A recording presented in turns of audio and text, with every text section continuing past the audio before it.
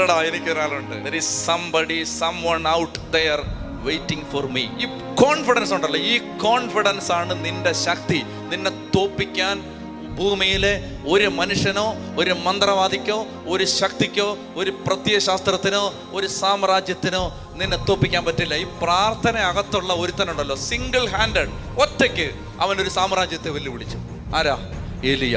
അവൻ ചെന്നിട്ട് രാജാവിന്റെ മുമ്പിൽ ചെന്നിട്ട്, അന്നത്തെ അവൻ ജീവിച്ചിരിക്കുന്ന ലോകത്തെ ഏറ്റവും ശക്തനായ രാജാവിന്റെ മുമ്പിൽ ചെന്നിട്ട്, ഞാൻ പറഞ്ഞല്ലാതെ മഴ പെയ്യില്ല, മഞ്ഞ് വീഴില്ലടാ എന്ന് പറഞ്ഞിട്ട് പോയി.